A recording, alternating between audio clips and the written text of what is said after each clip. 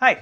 So, we've made it through the coordinate system and how to position your view, but I should mention that we've really only touched the basics of navigation. For instance, there are other modes available to view objects such as the flying camera mode, which lets you soar through your scene with a variety of controls, and walking mode. This allows you to walk around your world, jump, and view elements of the world just like a first-person character. There are also a few more obscure numpad navigation controls like rolling, incremental panning, and orbit opposite. All that to say there's still more to learn, but for now you can be confident that you've got the navigation essentials, and we'll dive deeper down the road. On to the third topic, shading options.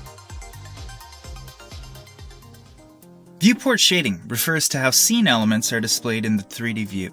We're going to examine 6 ways to shade your objects, and all these options can be found in the Draw Mode menu of the 3D view header. Let's start with solid shading, Blender's default shading method. We'll begin by studying King Boo to drive these points home. King Boo has a surface, and each face has a slightly different shade of the same base color. The shading here is not dependent on the lamp object though. Moving the lamp changes nothing. With solid shading, the brightest face changes based on your viewing angle. Solid shading is a pretty fast shading method for surfaces, so in big scenes you'll have a low amount of viewport lag with this method.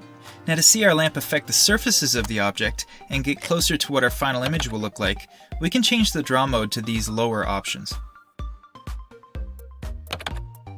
The textured shading mode will display the active image texture applied to the object. Actually, it's more complicated than that, but I don't want to get into the details of unwrapping textures yet, so just know that it has the ability to show images you've put on your objects. Textured shading doesn't care about the material on your object, it'll just show the images as they are. The lamps in your scene will affect the visibility of the texture. If you don't have lamps on the same layer, the texture will appear shadeless. Material shading displays materials as well as active image textures. Without getting into the nitty-gritty of material versus texture, this means you can see the color, light interactions, transparency, etc. alongside the image textures you've unwrapped onto the object. Textured shading with lamps takes more CPU resources than solid, and material shading takes more than textured, but the most intense of all is rendered shading. This method includes all textures and materials, and makes elements like the grid, which aren't included in your final image, invisible. It also makes hidden elements like your world background visible. This isn't quite the same as when you actually create or render your image though. A lot of extra things like motion blur aren't visible, but it's the closest you can get from within the viewport. Rendered shading is very handy, but as I said, it takes a toll on your computer's CPU or graphics card depending on your setup. This simple scene with King Boo makes navigation difficult, and if we add more objects, textures, and materials, the rendered shading method can slow down your system to the point where it's unusable. For now, it's good enough just to know rendered shading exists, and we'll go down that road after you buy a decent pair of shoes. 2 methods left, and perhaps the most useful shading method for the beginner is wireframe. Using wireframe eliminates the faces of your objects, leaving only the edges or wires. It's very handy to see through your objects so you can position and select them with ease. See, now I can just sneak up on old King Boo here and pulled his tooth right out. As a side note, wireframe works best with simple meshes. If it gets too dense, you can barely see through it. Our last shading method is called bounding box. It is the simplest and fastest of all shading methods. It makes most objects display as the smallest box possible for that object to fit inside, using the object's local coordinates.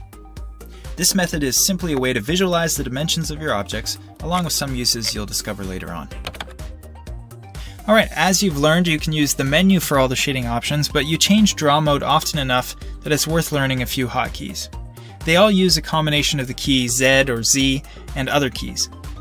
Z by itself toggles wireframe and solid mode. Shift-Z toggles rendered in solid mode. Alt-Z toggles textured in solid mode.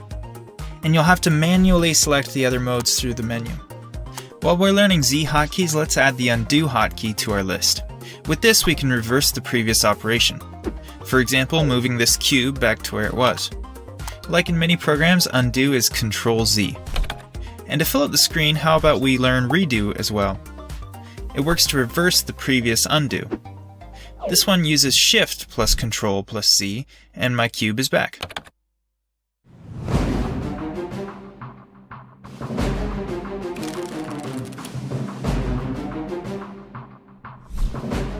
Yes, it is challenge time already. I've got another easy one for you before we move on to the dreaded final challenge. Ooh. Your task: identify the shading method in each of the images. Remember, your choices are bounding box, wireframe, solid, texture, material, and rendered. Each answer will appear a few seconds after the message is shown. Then journey on to the final challenge of the final part in the final topic of the orientation series. We'll see you there.